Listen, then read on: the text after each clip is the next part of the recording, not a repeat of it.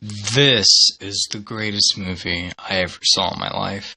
This is the greatest song I ever heard in general. I don't know where to start.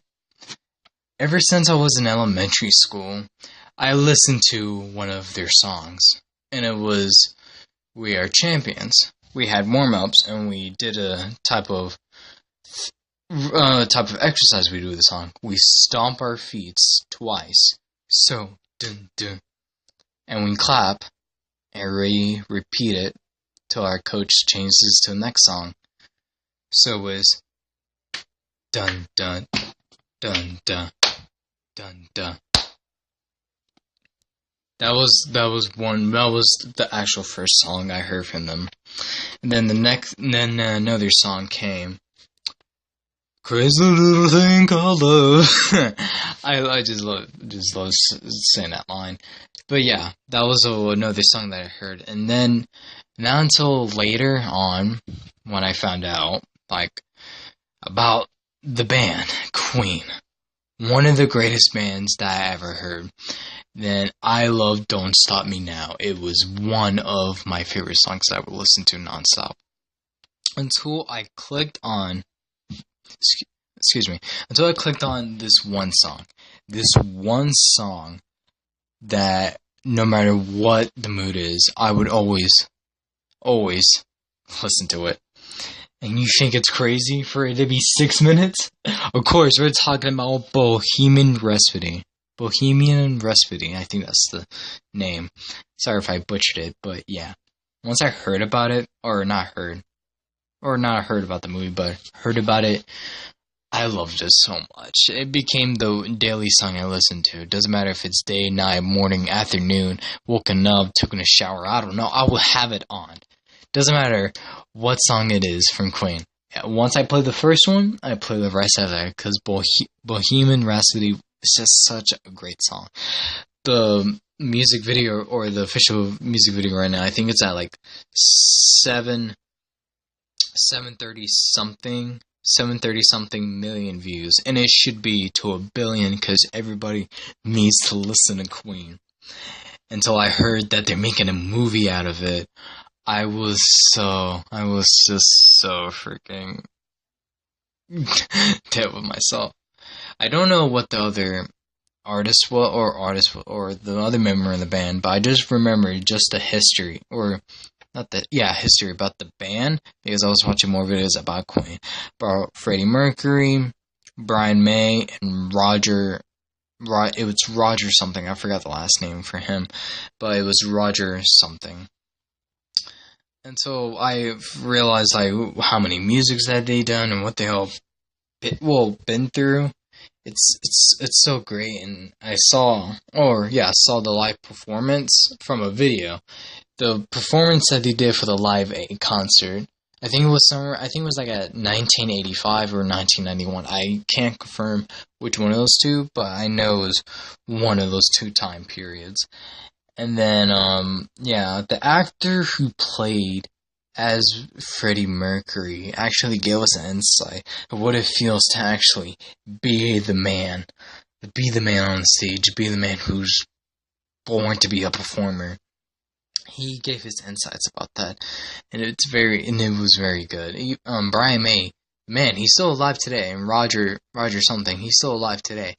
Brian says that the actor, it was Rami something, that he deserves an Oscar. It's just the performance of the commitment, and the acting, and the blood, sweat, and tears that you see in this movie is actually a masterpiece that people should watch. But yeah, so today when I went to the movies, it was actually time. So it was at 7:05. I checked, it was 7:06. So I told my dad, we'll go watch this one. And convenient enough, it was at number 16, which is my age. I'm like, oh, cool. And and we made it just in time before the previews, before the actor says that they couldn't have done this without us from the support and everything. And everything just went on. Everything that I watched, I took it in. There were some good moments, there were some sad moments, really messed up moments as well. but I kept watching, and I almost cried in one of the scenes because the performance that these actors did really bring out the real life of what Freddie Mercury was going through. It was really, really beautiful. I really want the copy of a DVD of it just to get like the extra scenes as well. But yeah, I would freaking buy the movie straight up.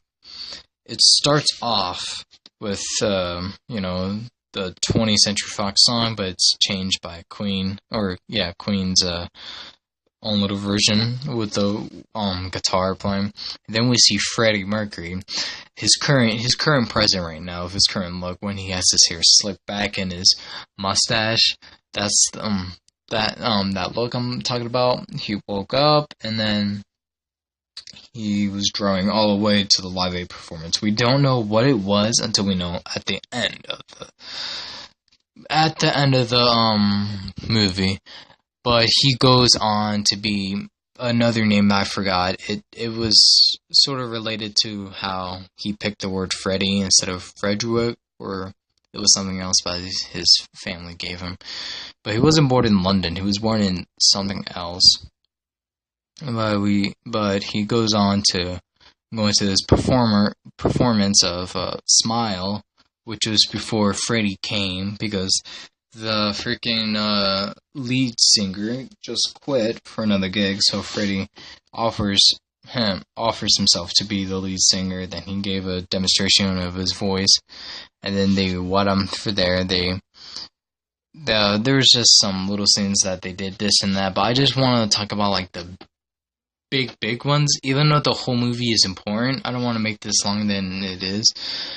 But yeah, they've been making really good hits of songs and everything until we got Bohemian Rhapsody, when it was argued because it was 6 minutes long that the producer couldn't produce because songs were supposed to be 3 minutes. During that time, I don't know why. It's ridiculous, but it is what it is. Until they did it, and it became a greatest hit ever. There's been so many tours that they went through. There was so many songs, I can't remember all of them, but I know it was Bohemian Rhapsody, of course, Don't Stop Me Now, Radio Gaga. I think they were playing little bits of Killer Queen, Crazy Little Thing Called Loved, and I think it was one or two more that I'm missing. Until we get into Freddie's life, that he finds this girl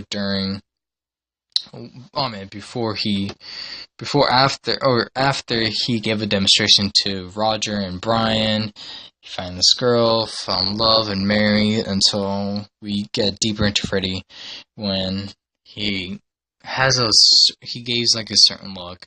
It questions about his sexuality of being gay and all of that. I don't really care about the man's sexuality.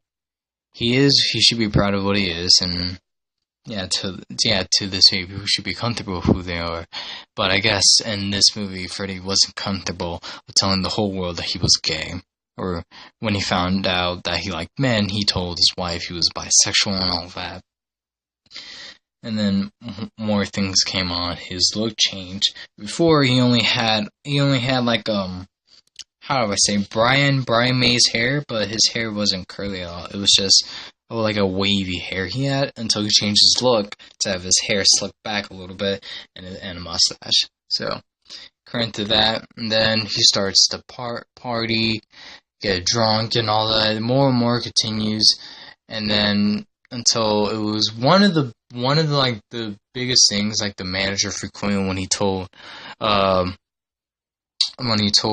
Freddie, was when Michael Jackson, like the man himself, like became a bigger hit than when he was in the Jackson 5, and he recommended Freddie to do the same, but he didn't, because Queen is just a family, and he fired him for that reason, which is good, but also messed up to leave a family behind to work on something by yourself. I feel like it's really messed up.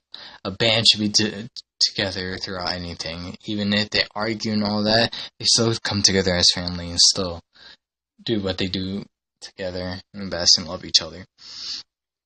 So a little bit more of that happened of Freddie getting more into like, drinking and all that. It's not like the alcohol or anything has a bad effect on him. He just keeps partying, and yeah, he has an on and off with the gang when he for some reason he always shows up late.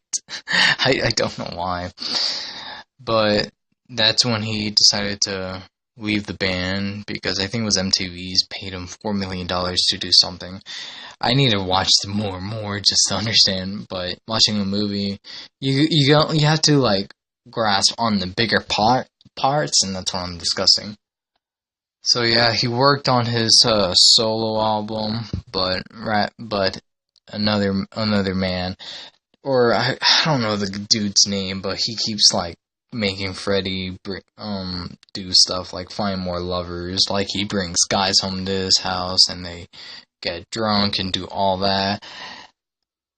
And then the wife of Freddie, they lost the connection after Freddie told her that he was bisexual until she realized that he was gay.